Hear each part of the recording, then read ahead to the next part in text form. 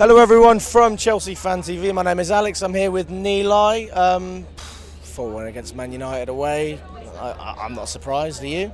Honestly, not really. I came with a slight bit of hope thinking we'd only lose by 1 or 2 goals, and then 4-1.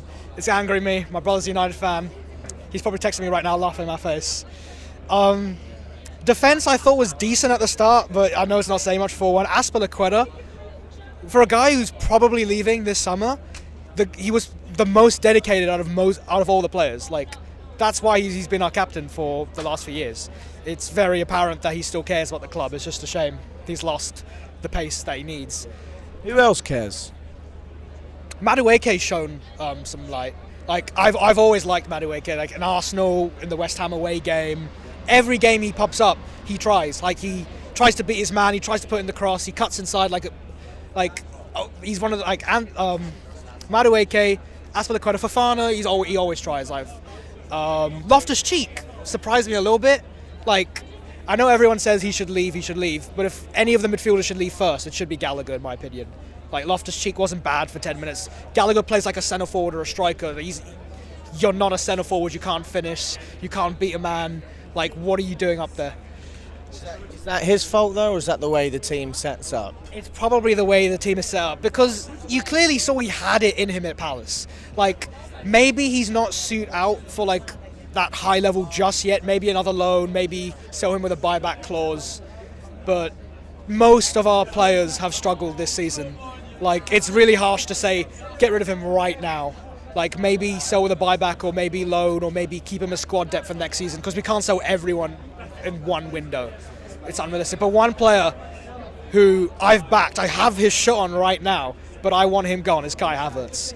I am absolutely done with the player. I worshipped him when he joined, when he won us Champions League, scored all these crucial goals, but he doesn't do anything right, which is the most frustrating thing. As a man who's your tallest player, who should be in the box, he always takes up Mudrik's spot, he always takes up Madueke's spot in the side, and when he does get the ball, he just passes it like to one of the wing backs, and then they do nothing. He kills the play. He just kills it, and then we don't have any chance to do anything with it.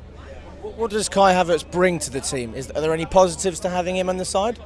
There were some positives that he can do, but I didn't see it today. Like, it was genuinely a 2 or a 3 out of 10. Like, when he's at his best, he's strong with the ball. He can keep it with him. He can lay it off a bit like what we expected Lukaku to be, a little bit. But he didn't do that today at all.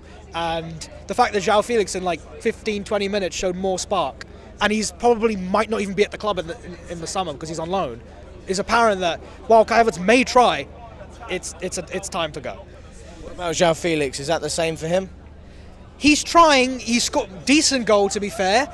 His main problem is end product, but you can tell he's got the talent in him. I would maybe keep him on another loan, or maybe a swap deal with Atletico, but it really depends on financial fair play, or what's going to happen with the number 9, what's going to happen with other signings. But if I could decide right now, I would keep him on loan for another season. I don't see where Joao Felix fits into the team when Nkunku's here, because I think they're very similar players. That's the beautiful thing you see with clubs like Manchester City. Like, they have world-class players, like multiple for every, like, if Haaland gets injured, they've got a World Cup winning Alvarez, they've got Jack Grealish, they've got Mahrez, they've got Bernardo Silva, De Bruyne, all these players. If we want to eventually compete, we need to have more than one good player in a position. And I feel like Joao Felix and Nkunku can compete with each other in a sustainable way. Like, if Nkunku gets injured, or maybe he's struggling a little bit, Joao Felix comes in and pushes him to do better. If Joao Felix starts struggling, then Nkunku can push him. It's things like that. Like in the beginning, when Havertz first joined, everyone thought, he's going to take up Mount's spot. They ended up pushing each other to be better. It's things like that. I know, obviously, it's not saying much. Be better. That is quite a stretch. That's what we hoped for. But I mean, no, I understand what you're trying to say. I mean, I would probably argue with that by saying, why would we need 2 players in the same position, to improve our depth, when we have other positions that are absolutely terrible, like our striker, we need another midfielder, defensive midfielder, and a goalkeeper as well. I agree. That's why I'd only take him on loan, or if we're including players in a swap deal, like, say, if we include Aubameyang or Cucurella, then we're willing to listen out. But priority, number 9, CDM or whatever midfield we need, goalkeeper, and then try and incorporate Colwill, Matson into the team and things like that. But if we can get him on loan for another season with an option to buy, I'm for it. Love it, mate. Thank you very much.